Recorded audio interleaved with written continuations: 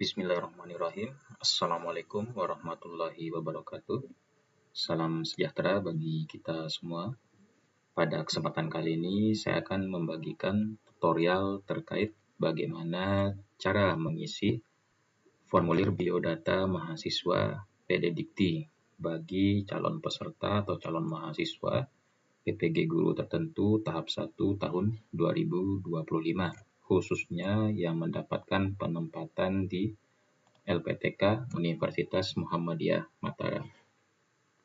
Untuk calon peserta atau calon mahasiswa, ketika melaksanakan proses lapor diri ke LPTK, pastinya sudah login terlebih dahulu ke akun SIM PKB, sehingga tinggal diklik saja tombol lapor diri yang ada di SIM PKB-nya, sehingga nanti akan diarahkan ke website PPG LPTK. Dikarenakan banyak yang japri terkait dengan pengisian biodata mahasiswa PD Dikti untuk persyaratan berkas nomor 2, sehingga di sini saya akan membuatkan demonstrasi sebagai tutorial atau panduan di dalam pengisian dari formulir biodata mahasiswa PD Dikti. Nanti setelah Bapak Ibu mengakses halaman website PPG LPTK Universitas Muhammadiyah Mataram, nanti di peserta berkas poin nomor 2 ini, yaitu biodata mahasiswa PD Dikti, itu terdapat tulisan warna biru. Nah, ini merupakan link tautan yang bisa digunakan oleh Bapak Ibu. Yang pertama di sebelah kiri ini itu adalah link tautan untuk mengunduh atau mendownload template dari formulir biodata mahasiswa PD Dikti. Itu untuk yang link pertama. Sedangkan link yang kedua ini itu merupakan video tutorial atau video petunjuk yang bisa Bapak Ibu gunakan untuk panduan atau pedoman di dalam pengisian biodata mahasiswa PD Dikti. Nanti silakan pertama diklik dulu untuk link yang pertama untuk bisa mengunduh formulirnya. Nanti setelah diklik link yang pertama tadi, Bapak Ibu akan diarahkan ke halaman Google Dokumen. Nah, ini merupakan halaman Google Dokumen. Bapak Ibu tidak bisa langsung mengedit, langsung ketik di sini, karena memang sesuai dengan persyaratan di catatan yang perlu diperhatikan pada website PPG Umat ini. Untuk yang formulir biodata mahasiswa berkas nomor 1 dan nomor 2 itu wajib isiannya ditulis tangan. Sehingga ini harus di-download terlebih dahulu. Harus diunduh atau di-download supaya nanti Bapak Ibu bisa print menggunakan printer, setelah itu ditulis dengan tangan. Nah, nanti cara untuk mendownloadnya atau cara untuk mengunduhnya silakan Bapak Ibu klik ini tulisan file. Klik tulisan file, lalu nanti arahkan mouse-nya ke tulisan download, atau mungkin kalau dalam bahasa Indonesianya tertulis di sini tulisan kata unduh. Nanti silakan diklik atau diposisikan saja untuk mouse-nya di tulisan download atau tulisan unduh. Geser ke sebelah kanan, ini ada tulisan Microsoft Word. Nah, nanti silakan diklik saja tulisan Microsoft Word ini. Diklik satu kali, tunggu sampai dia berhasil diunduh atau di-download di bagian pojok kanan atas kalau menggunakan browser Mozilla ataupun Google Chrome ataupun yang lainnya. Nanti silakan untuk mengakses halaman ini buka menggunakan komputer atau laptop. Jangan sesekali menggunakan handphone, HP ataupun smartphone. Nanti kalau sudah berhasil di-download, ini ada tulisan done atau selesai. Silakan saja diklik satu kali di filenya. Nah, klik sekali, file tersebut terbuka di halaman Microsoft Office Word. Nah, nanti silakan di print terlebih dahulu. Setelah itu Bapak Ibu tulis menggunakan tulisan tangan. Nah, cuman di sini saya akan memberikan panduan pengisian dari data-data yang diminta diisikan oleh calon peserta. Di sini nanti saya akan berikan panduannya, cuma di sini pengisiannya saya lakukan secara langsung di dokumennya. Nanti silakan Bapak Ibu ikuti, tetapi harus ditulis dengan tangan. Cuma di sini hanya sebagai contoh saja Bapak Ibu.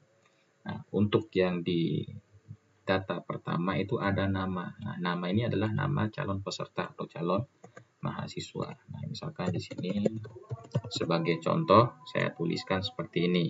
Ini sebagai contoh. Lalu tempat lahir. Nah, tempat lahir di sini itu mengacu ke tempat lahir si peserta. Nah, jadi silakan nanti tuliskan tempat lahirnya. Nah, seperti ini. Nanti untuk pengisiannya silakan bisa disesuaikan, mau ditulis huruf kapital keseluruhan atau huruf depannya saja yang huruf kapital atau huruf besar. Silakan disesuaikan sama Bapak Ibu ketika mengisi dokumen ini. Untuk jenis kelamin silakan nanti ini dicentang saja menggunakan pulpen. Ini diberikan centang atau disilang. Nanti bagaimana untuk pengisiannya silakan mau dicentang ataupun disilang, silakan disesuaikan dengan jenis kelamin Bapak Ibu. Oke, mungkin ini perlu disesuaikan sedikit untuk posisinya biar tulisan perempuannya tidak tertutup. Nah, kalaupun mungkin nanti saat di print tulisan perempuannya agak ditutup seperti yang tadi, tidak masalah. Silakan langsung disilang ataupun dicentang saja. Nah, perhatikan untuk di data yang keempat ini yang paling sering ditanyakan. Mungkin ya karena di video sebelumnya itu ada kekeliruan sehingga untuk nama ibu di sini itu merupakan nama ibu kandung. Nah, nama ibu kandung dari calon peserta. Silakan saja nanti dituliskan di sini untuk nama ibu kandungnya. Misalkan di sini sebagai contoh, nah saya isikan seperti ini. Ini sebagai contoh saja. Setelah itu, data yang kelima, ini ada tanggal lahir. Nah, ini juga termasuk data yang banyak ditanyakan oleh calon peserta. Tanggal lahir ini yang mana? Yaitu tanggal lahir pesertanya atau calon mahasiswa tadi. Jadi, karena di atas ini kan informasinya hanya tempat lahir calon peserta atau calon mahasiswa, maka di bawah ini lanjutannya itu adalah untuk tanggal lahir si calon peserta atau calon mahasiswa PPG guru tertentu tadi yang bersangkutan lah. Jadi bukan tanggal lahir dari ibu kandungnya. Silakan nanti disesuaikan di sini untuk tanggal lahirnya dituliskan urutan tanggal terlebih dahulu, lalu bulannya, setelah itu tahun lahir. Nah, misalkan ini sebagai contoh. Nah, ini sebagai contoh bukan data real. Tapi nanti silakan Bapak Ibu isikan dengan tulis tangan menggunakan data real masing-masing calon peserta atau mahasiswa. Setelah itu agama silakan disesuaikan dengan agama Bapak Ibu masing-masing. Warga negaraan ini pasti akan seragam, isiannya adalah Indonesia. Lalu nomor induk kependudukan silakan dicek di KTP untuk nomor induk kependudukannya. Ini ada 16 angka, mungkin kalau tidak salah silakan, ini hanya sebagai contoh saja pengisiannya.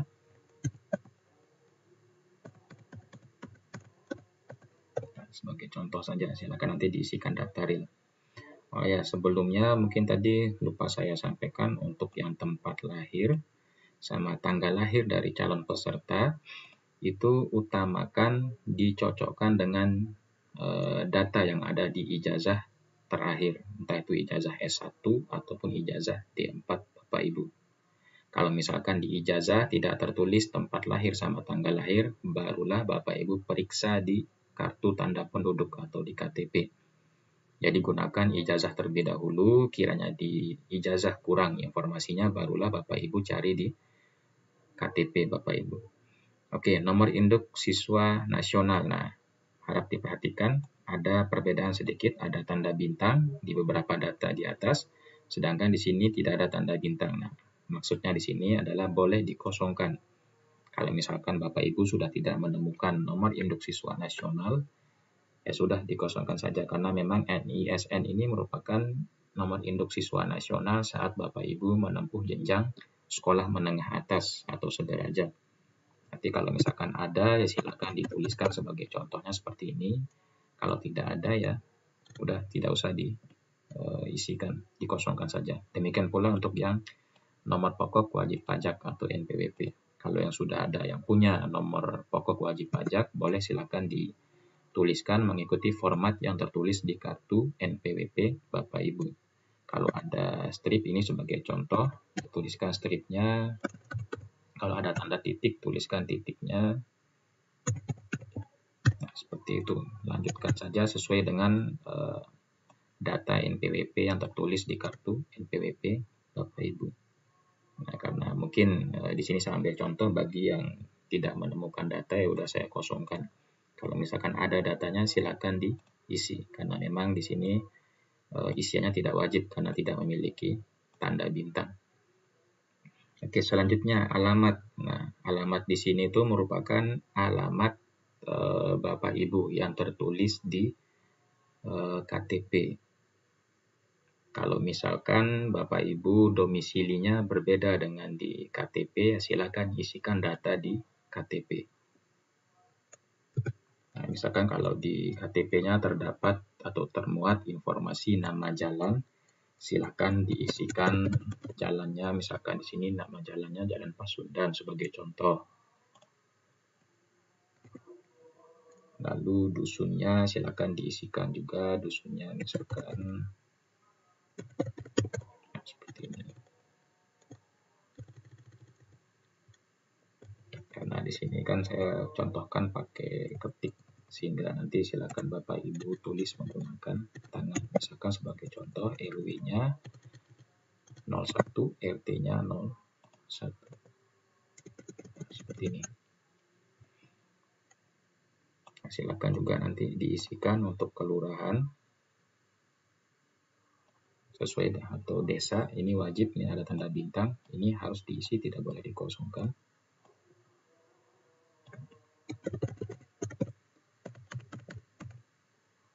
Lalu isikan kode pos setempat di mana Bapak Ibu berdomisili ataupun sesuai dengan KTP-nya.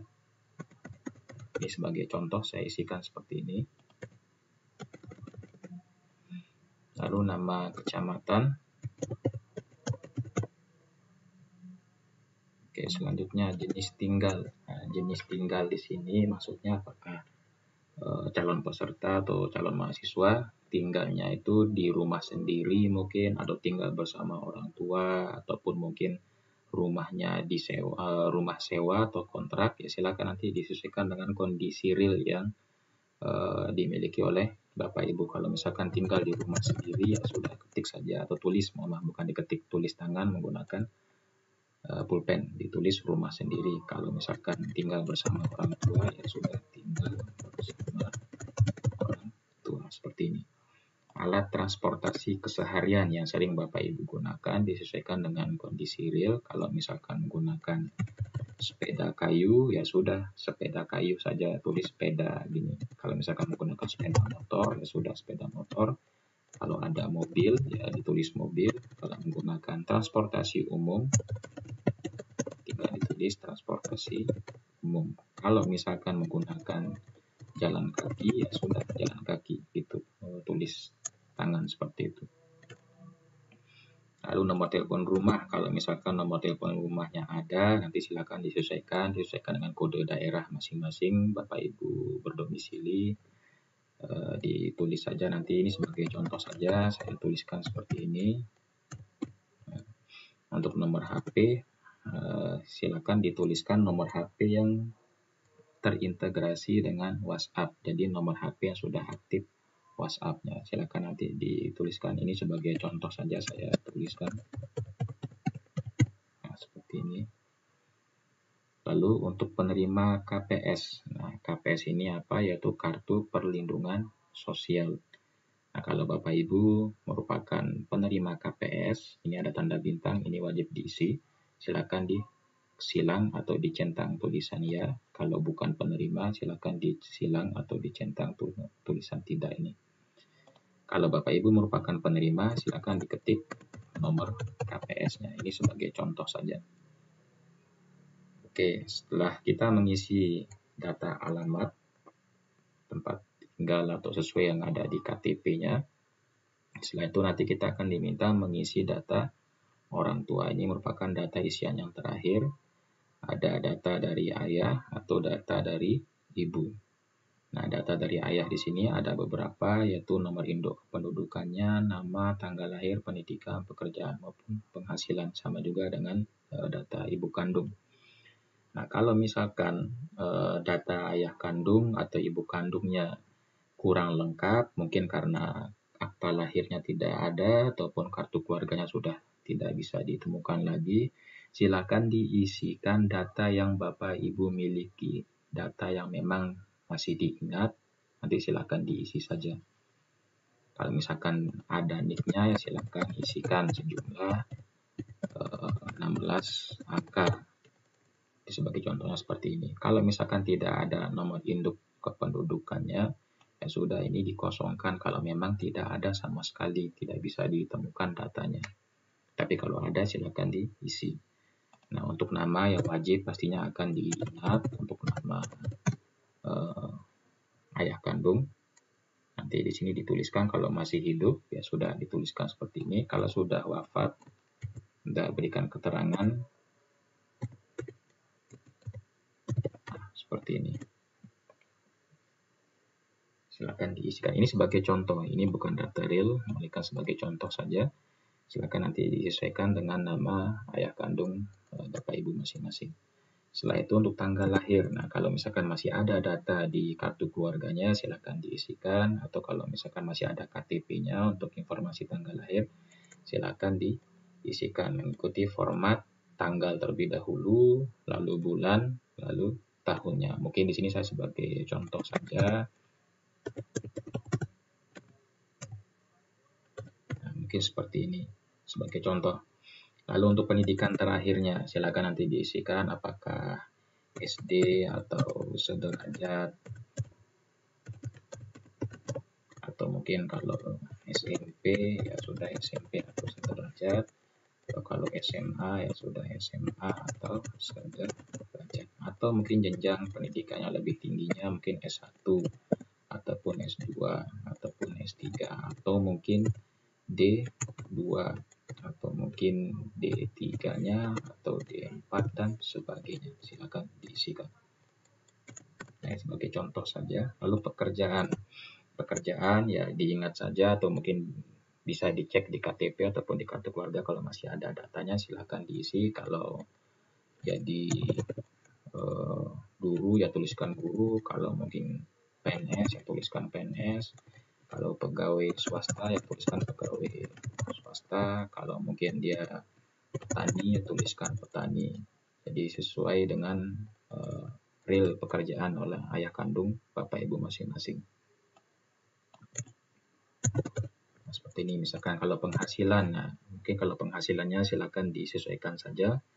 Untuk isiannya dikira-kira saja untuk nominalnya. Kalaupun mau dikosongkan ya tidak apa-apa, dikosongkan saja.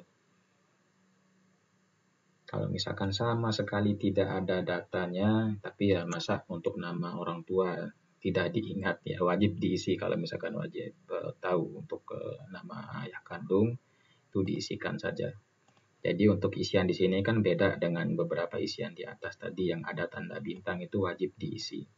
Tetapi itu tidak membuat kalau misalkan yang tidak memiliki tanda bintang itu tidak kita isi. Tapi ya kita usahakan isi kalau memang datanya masih ada. Kalaupun tidak ada, silakan diisi yang ada saja. Kalau misalkan di sini ya kita tuliskan mungkin ya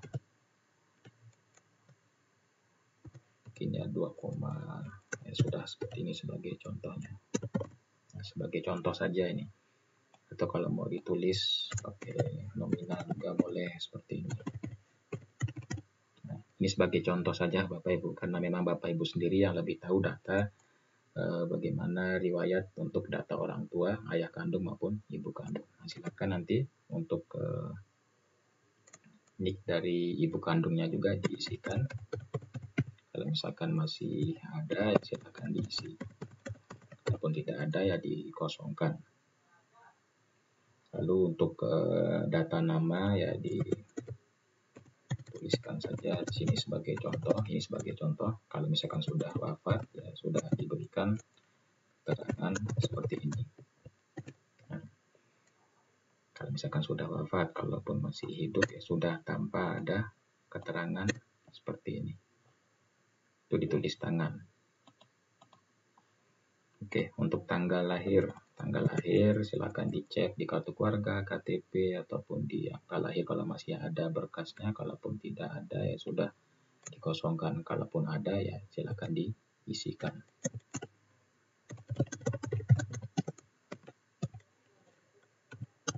Misalkan seperti ini sebagai contoh. Lalu untuk pendidikan, pendidikannya disesuaikan dengan pendidikan terakhir dari ibu kandung. Kalau misalkan ada berkas datanya ataupun mungkin pernah diingat dulu ibunya tamatan apa, silakan dituliskan. Kalau misalkan SD sederajat, tuliskan SD sederajat seperti yang tadi di data orang tua ayah kandung. Kalau misalkan dia mungkin S1 ya sudah dituliskan S1. Pekerjaannya ya mungkin silakan disesuaikan. Ini sebagai contoh saja Bapak Ibu, saya berikan isiannya seperti ini. Lalu penghasilannya bisa ditulis nominal ataupun dengan tekstual. Oke, seperti ini. Atau mungkin mau ditulis seperti ini juga boleh. Tapi biar seragam ya menggunakan nominal saja. Nah, seperti ini. Karena memang yang paling banyak ditanyakan oleh calon peserta atau calon mahasiswa ketika mengisi formulir biodata mahasiswa Pededikti itu ada di bagian pertama yaitu data calon peserta atau mahasiswa, terutama di nama ibu dan tanggal lahir. Ini sering kali keliru sehingga saya buatkan untuk video demonstrasinya. Lalu untuk di alamat, karena banyak yang bertanya apakah ini menggunakan alamat KTP atau alamat domisili. Oke, sekali lagi saya tekankan alamat KTP. Terlepas dari domisilinya berbeda dengan KTP, tuliskan alamat KTP. Berikutnya tadi di data calon peserta, tempat lahir dan tanggal lahir itu pertama kali kita cocokkan dengan di ijazah terakhir S1 atau D4. Kiranya di ijazah terakhir tidak terdapat data tempat dan tanggal lahir, barulah Bapak Ibu periksa di kartu tanda penduduk. Oke, terakhir di data orang tua banyak yang bertanya apakah kalau misalkan datanya tidak ada kita kosongkan, silakan dikosongkan. Kalau ada datanya silakan diisikan. Minimal ada beberapa isian ini terisi, jangan sampai kosong polosan karena kan tidak mungkin tuh kalau untuk nama orang tua tidak diingat, lalu bagaimana pendidikannya, bagaimana pekerjaannya, itu pastinya ada data yang bisa minimal untuk diisikan oleh Bapak Ibu. Oke, jika sudah nanti diisi silakan Bapak Ibu scan. Nah, scan-nya bisa menggunakan HP ataupun scanner. Nah, disimpan dalam file PDF. Simpan dalam file PDF, barulah diunggah ke formulir lapor diri mahasiswa ke LPTK Universitas Muhammadiyah Mataram. Nah, ini tidak usah dihapus, biarkan saja. Oke, itu saja informasi yang bisa saya berikan terkait dengan panduan pengisian biodata mahasiswa Pededikti. Semoga informasi ini bermanfaat. Terima kasih. Assalamualaikum warahmatullahi wabarakatuh.